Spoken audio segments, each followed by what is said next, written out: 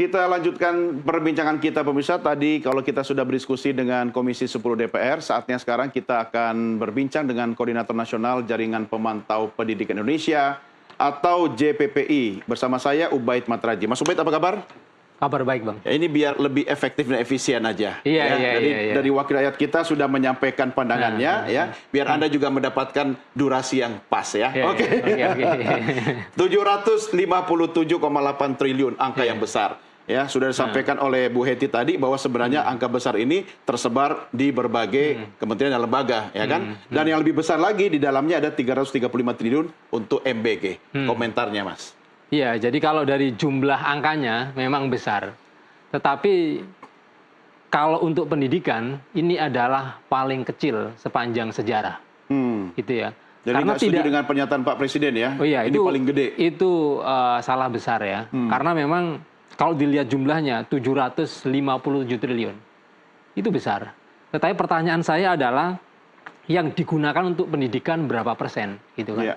Kalau 44,2% itu sudah dicaplok oleh MBG untuk program makan-makan, berarti kan tinggal sisa sedikit. Artinya kalau dari 20% itu separuh untuk makan, berarti kan tinggal 10% itu.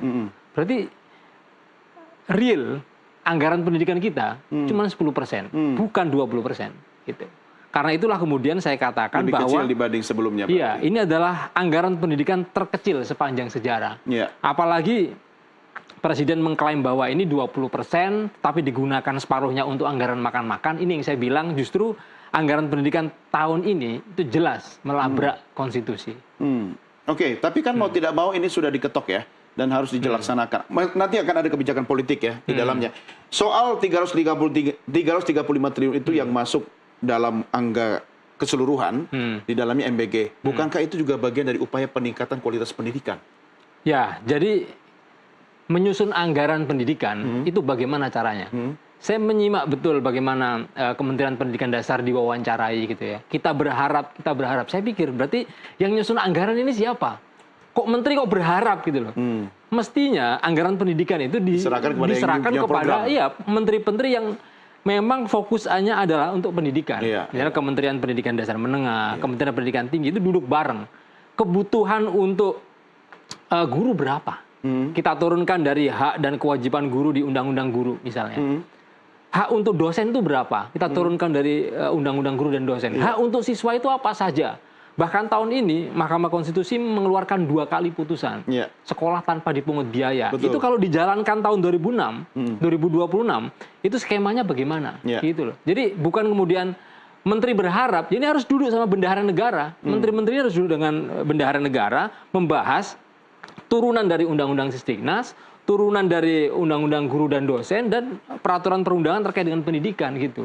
Jangan kemudian anggaran pendidikan ini saya melihatnya seperti ini ada kue, lalu pada kementerian-kementerian lain datang semua ngerubut ini. Lalu bendahara negara bagi-bagi tuh buat bancaan bersama-sama. Ya, ini kan ibaratnya yang punya program mengajukan anggaran, kemudian minta kepada bendahara negara. Tapi kan bendahara bilang ya nggak mungkin semua bisa dibiayain.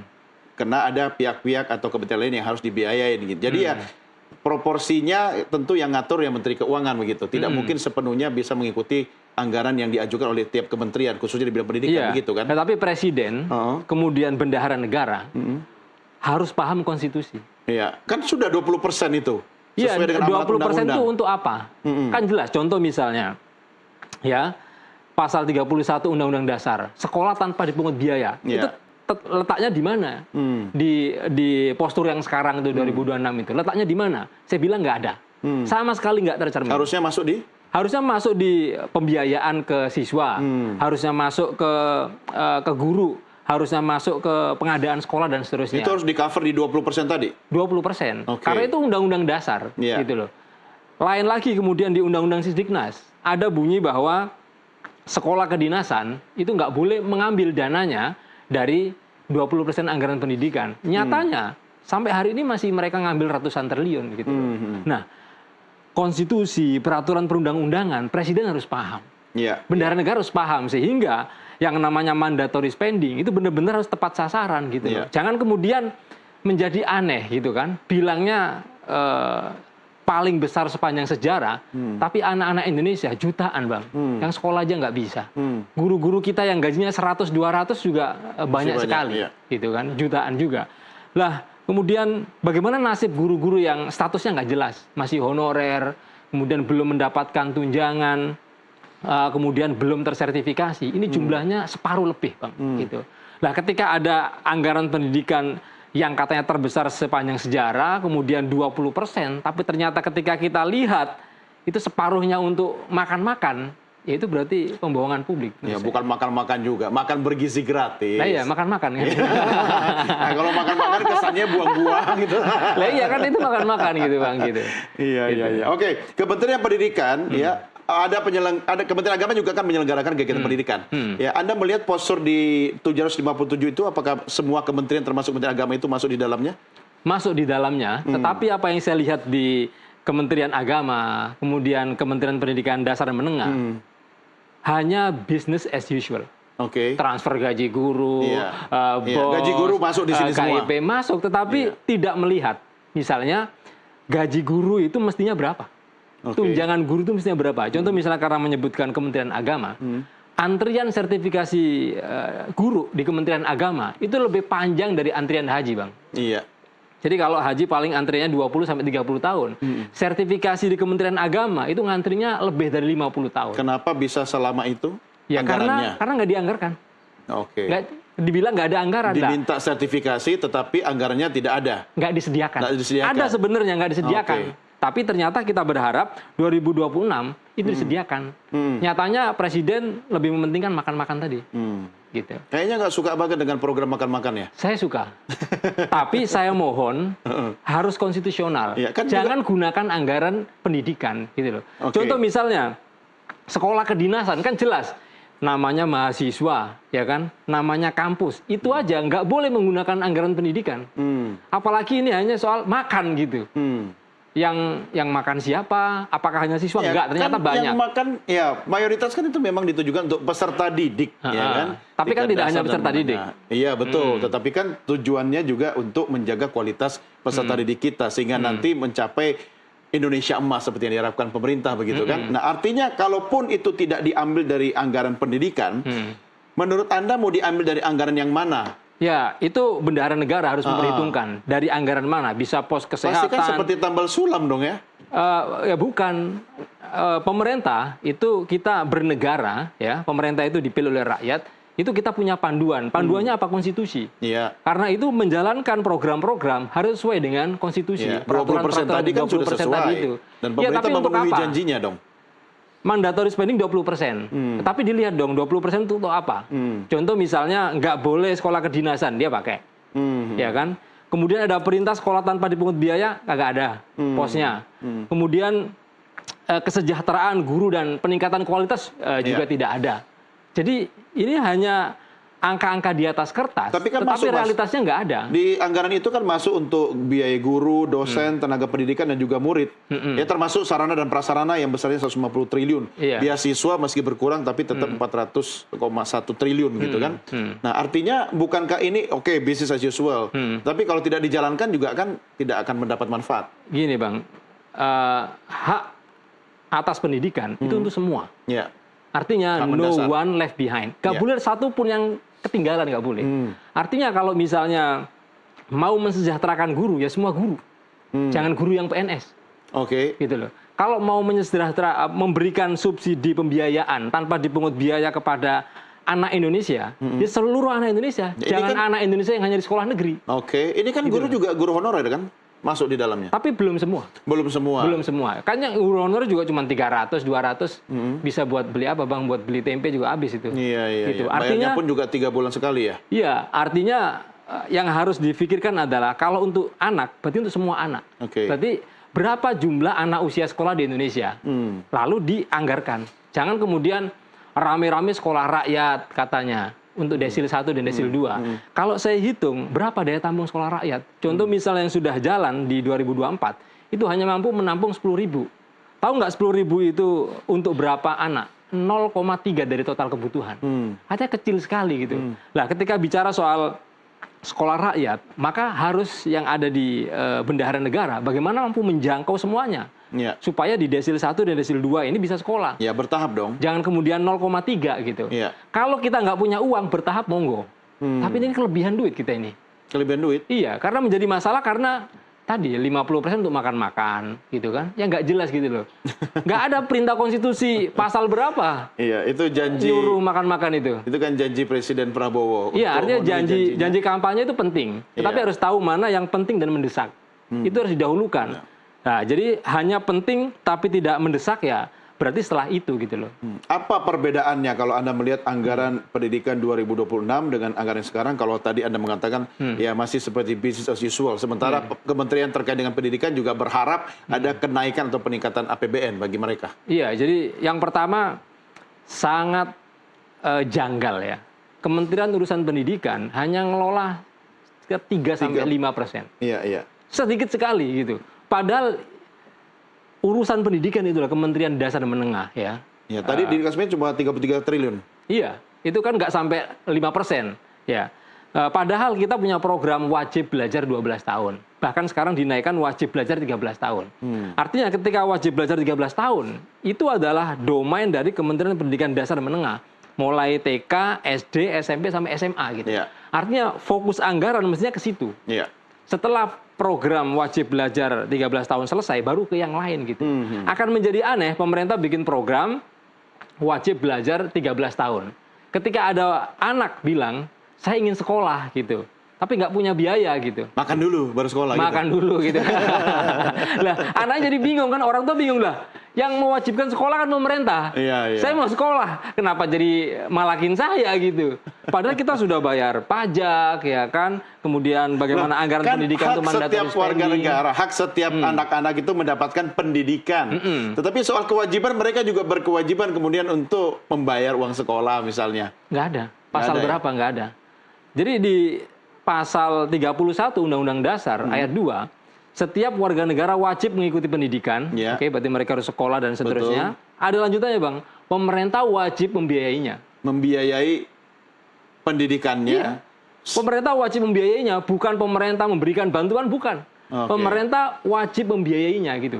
Jadi Undang-Undang Dasar ini itu sangat rasional. Artinya bebas biaya sekolah begitu Bebas biaya sekolah. ya? Dari tingkat dasar sampai menengah. Iya, bahkan Mahkamah Konstitusi kan Iya. memutuskan bahwa sekolah tanpa dipungut Iya, biaya. tapi kalau dilakukan secara langsung saat ini, dari mana duitnya? Kata sahabat saya. Kalau saya Dari punya mana hitung-hitungan, Bang. duitnya? Kalau saya punya hitung-hitungan, 100 triliun cukup. Cukup. Cukup. Kalau tidak ada program-program lain termasuk makan tadi. Enggak juga. Berdasarkan catatan JPPI misalnya, dari tahun ke tahun, bahkan kemarin waktu Bendahara Negara, Bu Menteri Keuangan datang ke Banggar, itu realisasi anggaran pendidikan tahun 2024 itu cuma 17 triliun. 17%. Lah ketika alokasi realisasi anggaran pendidikan yang mestinya itu bisa terserap 20%, nyatanya hanya 17%, silpanya ratusan triliun. Kenapa tidak terserap semua? Lah itu yang jadi masalah gitu. Kenapa? Perencanaannya sangat buruk. Oh. Gitu. Artinya kalau saya bilang saya punya hitung-hitungan tidak lebih dari 100 triliun untuk bisa sekolah tanpa dipungut biaya, kita hanya pakai silpa saja langsung selesai. Oke. Bahkan kalau langsung ke siswa itu nggak perlu ada serapan anggaran, langsung ditransfer ke daerah, udah sampai itu. Ini Mas Ubaid lihat grafis kita ini anggaran pendidikan di Indonesia dari tahun 2020 sampai rencana tahun 2026 ini yang sudah disetujui ya. Kita pernah di angka 473,7 triliun. Itu naiknya kan tipis-tipis lah terus sampai kemudian di 2024 itu lumayan. Kemudian di tahun lalu itu cukup tinggi sampai hari ini kata Presiden Prabowo angka tertinggi dalam sejarah Republik Indonesia. Nah, kalau Anda mengatakan business as usual artinya mau angka 400 triliun, 700 triliun sama aja dong, kecuali kalau 700 tadi itu kemudian dikurangin 300 triliun MBG, balik lagi ke tahun 2020 kan? Iya. Sama kan? Jadi yang bermasalah itu adalah angka itu ngitungnya bagaimana? Ya, itu harus Iya kan? tanya Menteri Keuangan. Ya, saya udah tahu. Gimana? Jadi ngitungnya ya tadi, kementerian ini punya program apa, punya program apa, pada minta semua, karena ada ceruk nih 20% dari anggaran pendidikan. Meskipun kementerian bukan Kementerian Pendidikan, tapi mungkin terkait dengan bidang pendidikan, masuk pada juga. minta semuanya. Oke. Gitu. Padahal yang namanya sektor pendidikan itu ada prioritas yang harus dia penuhi. mestinya anggaran pendidikan itu dihitung. Kalau misalnya hari ini lebih dari separuh sekolah itu rusak, bahkan lebih dari separuh sekolah itu kurang, ya daya tampungnya kurang dan seterusnya, berarti harus dipikirkan bagaimana supaya daya tampung sekolah itu pas. Masuk tuh di Sarpras tuh 150 triliun. Iya, artinya itu masih kurang. Masih kurang? Masih kurang. Contoh misalnya di Jakarta, dari tahun kapan sampai tahun sekarang, yang namanya SMA negeri itu hanya mampu menampung sekitar 35%. Oke, ini kan per tahun. Siapa tahu tahun depan bisa naik lagi, Sarprasnya juga bisa jadi 200 triliun misalnya gitu. Ya bertahap. Tapi kan saya punya rekam jejak. 10 tahun terakhir, 5 tahun terakhir, nggak ada perubahan soal daya tampung sekolah negeri di banyak daerah. Sampai kemarin kemudian viral di Jawa Barat, ada satu rombel diisi 50. Karena memang sekolahnya nggak cukup. Anggarannya tidak dipakai untuk itu gitu, tidak ada perencanaan untuk itu. Tetapi ketika direncanakan sejak awal untuk itu, kemudian menghitung berapa jumlah anak yang harus dibiayai, berapa jumlah guru yang dibiayai, maka tidak seperti ini jadinya. Seakan-akan kita ngelola anggaran pendidikan yang sangat besar, tapi anak nggak merasakan, guru nggak merasakan, bahkan sekolah rusak. Iya, mungkin kita harus lihat juga bagaimana kondisi Sarpras pendidikan yang harusnya bisa 30 tahun tapi baru 3 bulan sudah ambruk. Iya. Ya, nah kalau itu kontraktor-kontraktor yang harus diedukasi. Nah, kita punya problem bahwa saat ini ya sektor pendidikan masih masuk menjadi top 5. Top 5 apa? Sektor terkorup di Indonesia. Oke. Salah satu sektor terkorup di Indonesia. Karena itu problem soal laptop yang kemarin belum selesai-selesai, kemudian soal cloud juga nggak selesai-selesai. Itu ternyata dana pendidikan tidak hanya salah sasaran, tercecer di mana-mana, bahkan bocor jadi di mana-mana. Iya. Yang Anda mau katakan bahwa 757 triliun itu fantastis mewah, tapi juga mewah bagi para koruptor, begitu? Ya, ya. Dan untuk sektor pendidikan sebenarnya ini paling sedikit sepanjang sejarah, karena hanya 10%. Oke, apa yang bisa diharapkan oleh kita ya dengan angka yang menurut Anda sebenarnya paling kecil dalam sejarah ini? Ya, menurut saya ini kan baru rancangan RAPBN. Ya. Ini belum disahkan, Bang. Iya. Karena itu dialog dengan banyak kementerian-kementerian termasuk Kementerian Pendidikan berharap itu harus menjadi pertimbangan bendahara negara dan juga kepala negara. Harus ada mana prioritas yang mendesak, ya, mana yang penting dan mendesak, mana yang penting saja tapi belum mendesak. Maka harus tahu presiden mana yang sesuai dengan konstitusi, kewajiban konstitusional itu mana, dan mana yang itu program-program populisme gitu ya. Dan itu harus ditegakkan dalam penyusunan RAPBN ini. Gitu. Suarakanlah, mumpung belum ketok palu final kan? Ya, karena Anda itu diajak pemerintah nggak untuk bicara? Karena itu kami bersurat ke pemerintah dan juga ke DPR soal nota keberatan ini, soal nota keuangan ini ya. Keberatan apa dengan, yang Anda keberatannya? Ya tadi bahwa kalau anggaran makan-makan ini menggerogoti separuh dari anggaran pendidikan, ini maka saya khawatir anak tidak sekolah akan semakin banyak, kualitas guru akan semakin menurun, kesejahteraan guru akan sangat memprihatinkan, bahkan sekolah-sekolah tidak tersedia. Dan ketika kita punya mimpi Indonesia emas, kita akan terseok-seok menuju ke sana kalau kita tidak ada keperpihakan anggaran pendidikan ini kepada mana yang penting dan prioritas bagaimana yang digariskan oleh konstitusi kita. Ya, tahu gitu kan tadi harusnya ngobrol bareng sama Bu Heti, bisa nyampe pesannya gitu kan. Iya kan. Nanti kalau di DPR dibahas kan ya nggak perlu nunggu lagi disuratin atau apa. Iya. Oke, saya tutup dulu soal MBG. Oke. Ya, idealnya kalau ini nggak ada MBG masuk di anggaran pendidikan, angka berapa sih yang paling ideal kalau kita mengacu amanat undang-undang yang 20% tadi, tapi realnya yang dibutuhkan masyarakat kita itu sebenarnya berapa? Iya. Jadi mandatory spending kita itu 20%. Iya, 20%. Artinya kalau di jumlah maka ada 757 triliun. Itu adalah anggaran pendidikan. Lah, sekarang kita harus benahi mekanisme bagaimana menyerap 757 triliun itu. Nah, apa saja itu yang di 757 triliun itu? Ya kan MBG harusnya nggak masuk di situ. Menurut Anda yang paling penting itu apa saja komponen dari semuanya? Menurut saya ada 3 yang paling penting. Yang utama 3. Yang pertama adalah soal pembiayaan anak-anak, ya, sekolah tanpa dipungut biaya. Itu harus dihitung. Anak di jenjang TK, SD, SMP, SMA itu harus dihitung. Karena sekolah negeri ya di seluruh Indonesia itu daya tampungnya sangat minim. Kalau dikti beda ya? Ini kan pendidikan gratis dari tingkat pra sampai menengah. Jadi putusan Mahkamah Konstitusi itu baru sampai belum sampai kuliah gitu ya. Nah, kita fokus dulu ke program wajib belajar 13 tahun. Jadi pemerintah punya program wajib belajar 13 tahun, otomatis 757 triliun itu kita fokuskan di wajib belajar 13 tahun. Mungkin Anda salah baca kali. Wajib belajar 13 tahun, wajib cari biayanya sendiri juga. Baca yang jelas dong, Mas. akan menjadi aneh dong, masa pemerintah nyuruh lalu bayarnya gimana, Pak? Ya urus sendiri lah. Oke, itu kritik buat pemerintah. Yang kedua apa selain sekolah gratis? Oke. Yang kedua, kalau anak-anak ini sudah sekolah, otomatis mereka butuh pendamping. Butuh guru. Oke, tenaga pendidik dan tenaga kependidikan. Jadi harus dihitung berapa rasio sesuai dengan standar itu, rasio murid dengan guru. Itu harus dihitung semua. Berarti kalau butuh guru misalnya, guru berapa jumlahnya? Termasuk guru non-ASN? Iya. Karena kalau hanya mengandalkan ASN, kurang. Betul. Contoh di banyak daerah, satu sekolah gurunya cuma satu yang ASN. Artinya semuanya honorer. Kalau honorer ini dipecat semua, ya satu orang mati di antara. Nggak ada sekolah. Nggak ada sekolah. Artinya ketika anak-anak udah masuk sekolah, yang kedua adalah gurunya.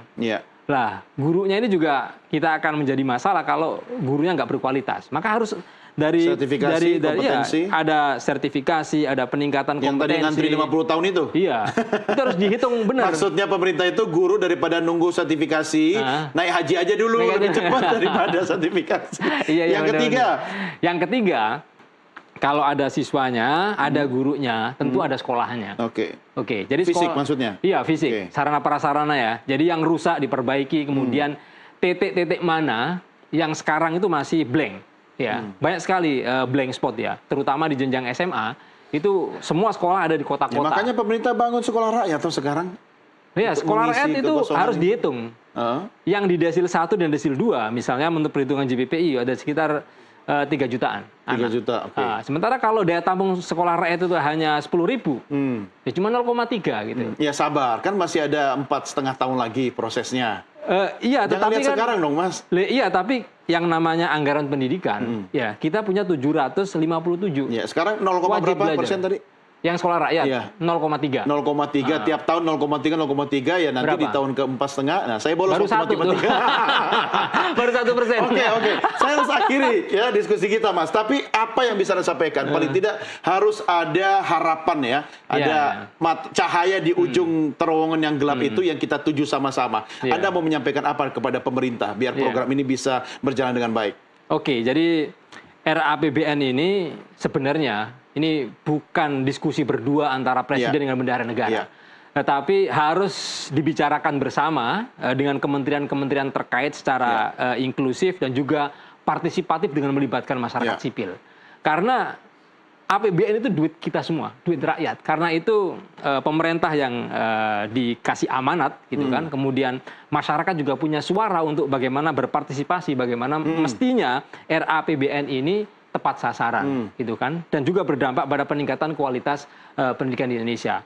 Kemudian yang kedua, karena ini sektor pendidikan dan sektor pendidikan ini adalah jangan ada satupun anak yang ketinggalan, maka harus berbasis data. Jadi jangan bikin program itu angan-angan, tetapi harus datanya mana. Mau ambil data dari mana dulu nih? Kalau mau bikin sekolah rakyat dan menyasar desil 1 dan desil 2 itu ada berapa? Gitu kan. Kalau mau ada penerapan sekolah tanpa dipungut biaya, sampai hari ini yang anak tidak sekolah itu ada berapa? Kemudian kalau misalnya sekolah negeri itu tidak cukup, lalu harus melibatkan sekolah swasta.